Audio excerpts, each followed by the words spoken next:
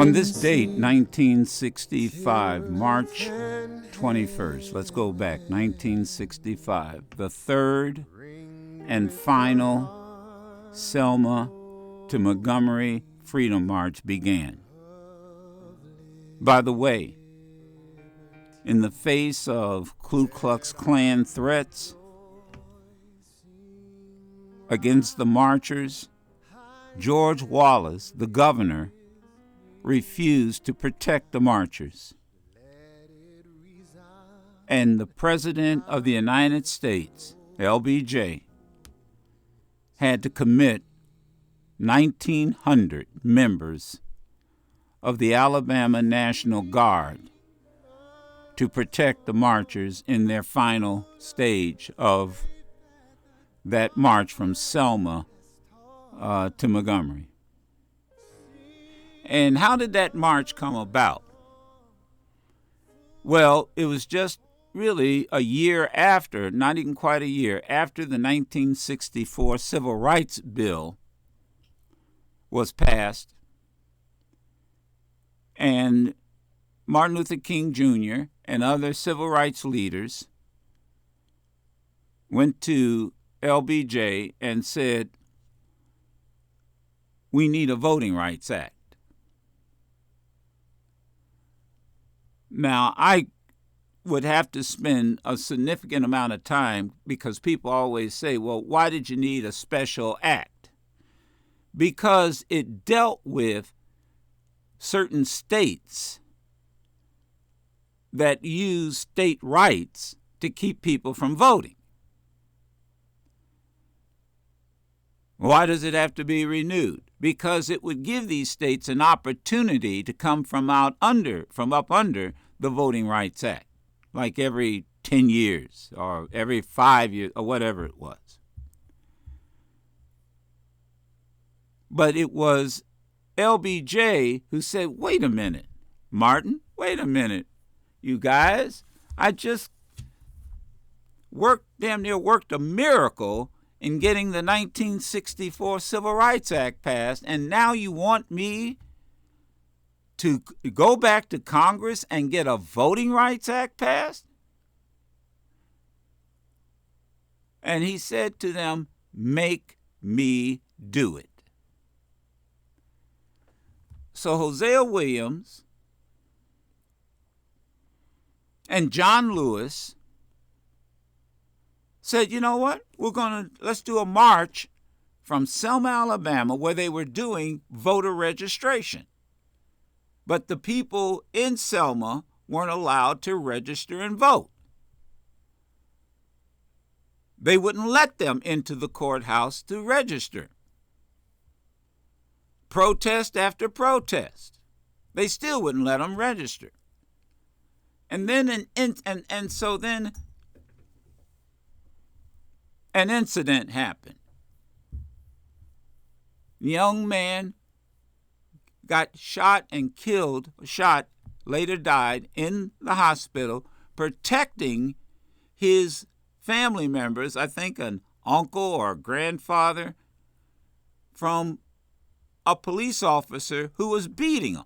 And the police officer shot him, and he died later. Then they said, oh, that's it. And there's always an incident. And they decided, we're going to do this march. Dr. King was not involved in the first effort. That's why you don't see Dr. Martin Luther King in that film, in that news clip, where they, the horses and the bull and the dogs and the sheriff deputies, and they had deputized people. They weren't there. Where John Lewis almost died. And it was after that, when they saw that on television, that they said, oh no, this is not going to stand. And they organized the Selma to Montgomery March. Well, on this date, the 21st,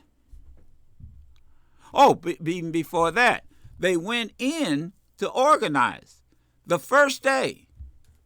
And they said, the court order was, you can't march. King turned around caught hell for doing it. Caught hell for turning around because he didn't want to go against a court order. Then they went in and finally got a court, and by the way, finally got a court order.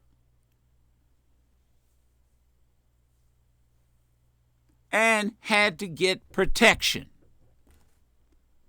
because they were going to let them march, and then they get down that road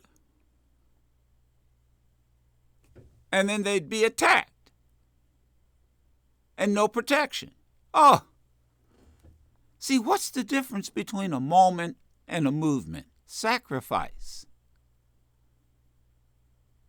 Now, let me tell you something in this era of tweets and instant communication. There was only one reporter who was at the Edmund Pettus Bridge when John Lewis and them were attacked. One reporter. See, y'all think all the networks were there. One reporter with one camera. And if he had not, and by the way, he took the film, all hell breaks loose. He then puts it in a car and rushes to the Montgomery airport to get it up to New York. So you young folk don't know now with this, because if it was today, all he had to do was use his thumbs. And what do we call it now? What are we doing now here in the studio? Broadcasting live. Thank you. Broadcast live. That's all he had to do. Broadcast live. No. In those days, you literally had to take the tape and put it on a plane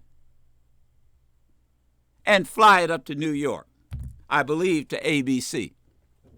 And they got it and interrupted a broadcast. Had they not gotten that tape, you would never have seen it.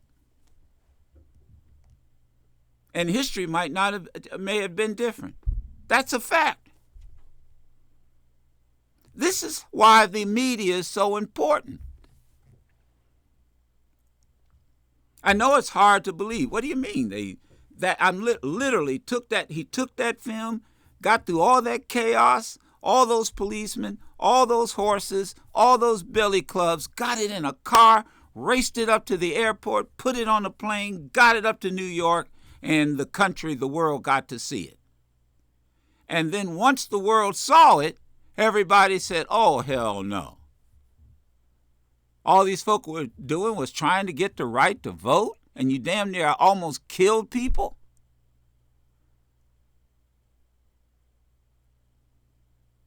Now, that's the history, and that's the abbreviated version of it.